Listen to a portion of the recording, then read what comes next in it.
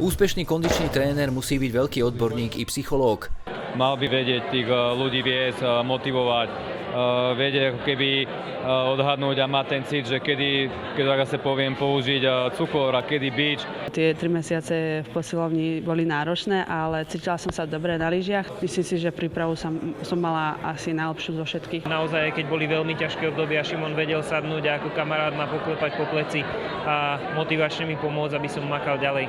Bývalý mládežnícky hokejový reprezentant svoje 10-ročné skúsenosti zhrnul aj do knižnej podoby. Tréner to vlastne musí celé nastaviť, veľakrát často nad tým premýšľa a hľadá cesty, ako to urobiť lepšie. Je to jeden z tých nosných pilierov športovca, lebo jedno je ten daný šport a technika daného športu, ale keď nie je fyzicky pripravený športovec, tak ani nevládze vlastne vykonávať tú techniku tak, ako má.